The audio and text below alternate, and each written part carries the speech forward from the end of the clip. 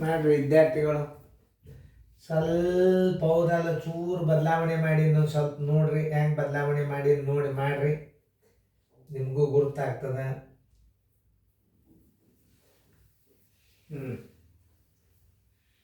ಚೆನ್ನಾಗಿ ಬಿಡಿಸ್ರಿ, ಟೈಮ್ ಕೊಟ್ಟದ.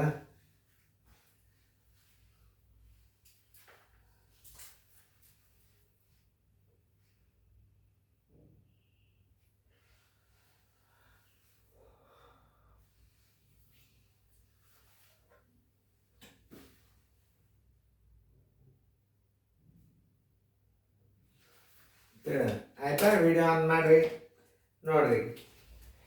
ಇಲ್ಲ ಎಲ್ಲರೂ ಬೋರ್ಡ್ ಕಡೆ ನೋಡ್ರಿ, ಸ್ವಲ್ಪ ಏನು ಸ್ವಲ್ಪ ಬದಲಾವಣೆ ಮಾಡಿತ್ತು.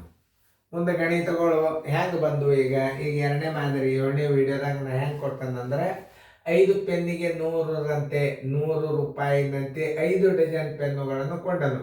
ಅವುಗಳಲ್ಲಿ 8 ಪೆನ್ನುಗಳು ಕಳೆದವು. ಉಳಿದವುಗಳನ್ನು 1100 ರೂಪಾಯಿಗಳಿಗೆ ಮಾರಿದರೆ ಅವನಿಗಾದ ಲಾಭ ಅಥವಾ ಹಾನಿ ಎಷ್ಟು? ಮಾರಾಟದ ಬೆಲೆ ಕೊಟ್ಟು ಬಿಟ್ಟ ಅನ್ನಂದ್ರೆ ಉಳಿದ ಕಳೆದವಾದ ಪೆನ್ನುಗಳ ಬಗ್ಗೆ ತಲೆ ಕೆಡಿಸೋಳಿಕ್ಕೆ ಹೋಗಬಾರ್ದು ಅಂತ ಮೊದಲೇ ಹೇಳಿ ನಾನು. ಈಗ ಕೊಂಡ ಬೆಲೆ ತಕ್ಕೋಬೇಕಿಲ್ಲ, ಯಾಕಂದ್ರೆ ಇಲ್ಲಿ ಮಾರಾಟದ ಬೆಲೆ ಕೊಟ್ಟಾನ, ಕೊಂಡ ಬೆಲೆ ತಕ್ಕೊಂಡಾನ. ಈಗ ಕೊಂಡ ಬೆಲೆ ತಕ್ಕೋಬೇಕು. ನೀವು ಕೊಂಡ ಬೆಲೆ ಹೆಂಗೆ ತಕ್ಕೋಬೇಕಂದ್ರೆ, ಒಂದು ಪೆನ್ನಿಗೆ ಕೊಟ್ಟಿಲ್ಲ ಅವ, 5 ಪೆನ್ನಿಗೆ 100 ರೂಪಾಯಿ. ನೋಡ್ರಿ, ಲಕ್ಷ ಕೊಟ್ಟು ಕೇಳ್ರಿ. 5 ಪೆನ್ನುಗಳಿಗೆ 5 ಪೆನ್ನುಗಳಿಗೆ ಬರೋಬ್ಬರಿ 100 ರೂಪಾಯಿ ಆದರೆ 5 ಡಜನ್ ಅಂದರೆ ಎಷ್ಟು ಪೆನ್ನು? 60 ಪೆನ್ನು. 60 ಪೆನ್ನುಗಳಿಗೆ ಬರೋಬ್ಬರಿ ಎಷ್ಟು? 60 ಗುಂಡ್ಲೆ 1000, ಇದು 100, ಸರಾಸ ಬಾಲೆ 5. 5 ಒಂದಲೇ 5 20 ನೋಡಿ. 6 ಎಡ್ಲೆ 12 ಇಡ್ರಿ, ಮುಂದೆ 2 ಪೂಜೆ ಇಟ್ಬಿಡ್ರಿ. ಆದ್ದರಿಂದ ಕೊಂಡ ಬೆಲೆ ಬರೋಬ್ಬರಿ 1200 ರೂಪಾಯಿ. ಮುಂದೆ ಮಾರಾಟದ ಬೆಲೆ ಕೊಟ್ಟನಲ್ಲ, ಕಳೆದ ಪೆನ್ ತೋಡಿ ಏನು ಮಾಡೋರು ನೀವು? ಮಾರಾಟದ ಬೆಲೆ ಬರೋಬ್ಬರಿ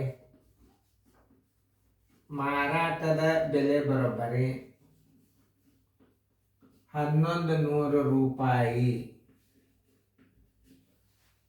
ಬಂತ. ಏನು ಬಂತು ನೋಡ್ರಿ, ಕೊಂಡ ಬೆಲೆ ಅಂತ ಮಾರಾಟ ಬೆಲೆ ಸಣ್ಣದಾತು. ಹಾನಿ ಬರೋಬ್ಬರಿ ಎಷ್ಟು? ಹಾನಿ ಬರೋಬ್ಬರಿ ಕೊಂಡ ಬೆಲೆ ಮೈನಸ್ ಮಾರಾಟದ ಬೆಲೆ. ಕೊಂಡ ಬೆಲೆ ಎಷ್ಟು ಬಂದದ? 1200 ಬಂದದ. ಮಾರಾಟದ ಬೆಲೆ ಎಷ್ಟದ? 1100 ಅದ. 100 ರೂಪಾಯಿ ಅವಾಗ ಹಾನಿ ಆಯಿತು. ಆದ್ದರಿಂದ ಆನ್ಸರ್ ಇಸ್ ಈಕ್ವಲ್ ಟು 100 ರೂಪಾಯಿ ಹಾನಿ. ಉತ್ತರ ಸಂಖ್ಯೆ ಇರಂಗಿಲ್ಲ ಎಕ್ಸಾಂಪಲ್. ಈಗ ಇನ್ನೊಂದು, ನಿಮಗೆ ಈ ಗಣಿತಗಳು ಪರ್ಫೆಕ್ಟ್ ಆದಿಂದ ಏನಾಗ್ತದೆ ಅಂತಂದ್ರೆ, ಆಪ್ಷನ್ಸ್ ಹಾಕೋದ್ರಿಂದ ಹುಡುಗರು ಟಿಕ್ ಹಾಕಿಬಿಡ್ತಾರೆ. ಬಿಡಿಸಿದ ಸಾಮರ್ಥ್ಯ ನೋಡ್ಬೇಕಾಗ್ತದೆ ನಾವು. ಆ OMR ಪೇಪರ್ದಿಂದ ನೀವು ಯಾರ್ದಾರೆ ಕಾಪಿ ಮಾಡಿದ್ದೀರಿ ಅಂದ್ರೆ ಹಂಗೆ ಆಗಬಾರ್ದು ಅಂತ ತಿಳ್ಕೊಂಡು ನಾವು ಆನ್ಸರ್ಗಳನ್ನು ಹಾಕೋದಿಲ್ಲ. ನೀವೇ ಅಲ್ಲಿ ಪೇಪರ್ಗಳನ್ನು ಚೆಕ್ ಮಾಡಿದಾಗ ಗುರುತಾಗ್ಬಿಡ್ತದೆ. ಆಮೇಲೆ ಒಂದು ಟಿಕ್ ಮಾಡಿದ ಅಂದ್ರೆ ಮಗ್ಗಲ್ ಕೂತ್ ಹುಡುಗ ನೀವು ಅದಕ್ಕೆ ಟಿಕ್ ಮಾಡಿಬಿಟ್ರಿ ಅಂದ್ರೆ ಏನು ಮಾಡೋದು? ಇದು ಆನ್ಸರ್ ಏನದನ್ನ ಏನೋ ಡೌಟ್ಫುಲ್ದಾಗಿರ್ಬೇಕು ಹುಡುಗರು. ನೋಡ್ರಿ, ಈಗ ಲಕ್ಷ ಕೊಟ್ಟು ನೋಡ್ರಿ, ಮುಂದಿನ ಗಣಿತ ಸ್ವಲ್ಪ ಚೇಂಜ್ ಮಾಡ್ತೀನಿ ನೋಡ್ರಿ. ಚೆನ್ನಾಗಿ ಫೇರ್ದಾಗ ಬರ್ಕೋಬೇಕು ವಿದ್ಯಾರ್ಥಿಗಳು.